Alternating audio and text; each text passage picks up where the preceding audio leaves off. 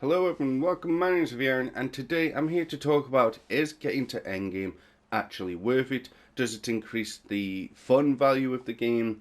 And does it help in any way?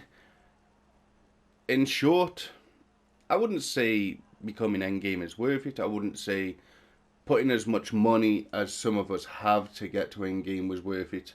Um, it used to be worth it back in Mod 15, and then they introduced scaling into literally everything, and Endgame became pretty much pointless. I think people are just at Endgame because they've put the time in at this point. I don't think people are now spending money to get to Endgame. I don't think the rewards at Endgame are even worth talking about.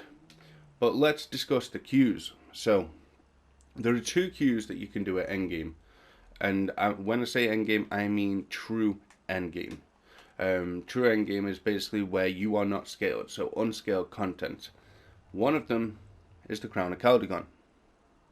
You are scaled in everything else. As you can see, you need 30k for Tower of the Mad Mage. Doesn't make sense. We'll go over all that item level in a future video. And also, Volta Stars, I believe you are not scaled. Now, if you look at Demogorgon, is it even in the queue? I think you've got to go on private, and then you have to go to trials, and there it is. So it says 35k for Demogorgon. Again, you are scaled inside of Demogorgon, so it's not really classed as true endgame. However, my character, with it being 70k, I've gotten almost everything. I got the Band of Air. No, I don't have the Band of Air. I've got almost everything except the Band of Air. And basically, people are saying, what's it like being endgame? It sucks. It absolutely sucks because there's nothing for us to do. There's absolutely nothing. People are running the Crown of Caldegon. They don't know why they're running it. There's nothing in there for them. It's just something to run. It's just a reason to log on to the game. People are running Volta Stars to get the Band of Air. Now, I know a lot of people are going to say, but you have to be endgame in order to get the Band of Air. But you don't. I know plenty of 50, 60Ks that are not endgame, that cannot put out the damage, that I even beat, who have the Band of Air. I don't have the Band of Air and I can still beat them. It's all about having a nice, good guild who will help all of its members and not discriminate against item level. There are many guilds out there that will help you get that Band of Air.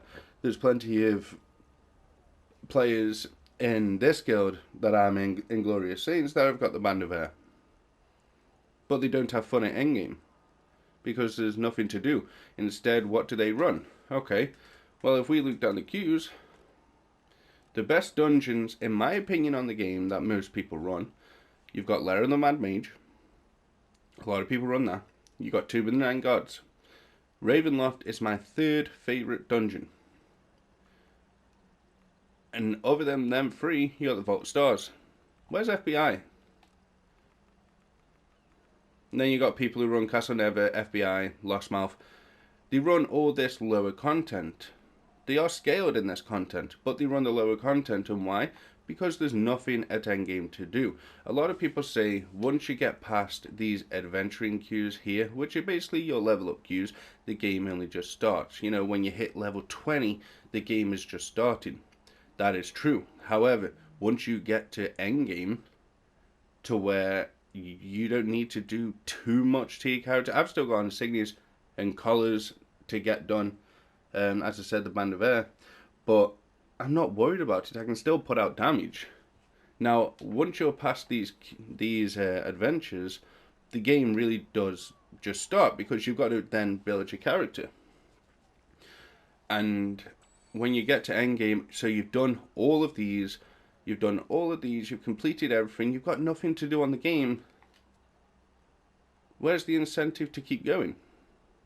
There isn't one. At endgame is probably the most depressing part of this game in its current state. A lot of endgamers are not happy with the current state of Neverwinter, and I understand them. Very few of them actually speak out, which is weird. They actually just say, just enjoy the game as it is. We know it's not fun, but it is what it is. And that's the attitude that people have got. instead of just voicing their opinions, they just keep on with whatever they're doing in the game. And the developers think everything is fine because no one is using the voice, which is why I use my voice. Sure, it annoys a lot of people. My complaining means a lot of people complain about me complaining, but that's just how it is. I enjoy the game, it's got a lot of potential, but the endgamers right now, as you've seen with the Battle Pass, are being segregated. They're being pushed away. The people who've been playing for years and years and years and years are slowly dropping in numbers. And I feel it is Cryptic's plan. I hope they can give endgamers more stuff to do. One campaign or one part of a campaign every, how many months? 3? Every 3 to 6 months? It's not enough. And I don't think anyone will ever admit that one campaign every 3 months is enough. Especially with the limitations on that campaign, meaning you've got a weekly haul and you can basically do it in the space of an hour. But that's it for this video, guys. Let me know what you think on this topic. Be interested to know in the comments section below. Leave a like on the video if you enjoyed. Subscribe if you are new. You want to make your way back to the channel. Thanks for watching. I'll see you guys in the next one.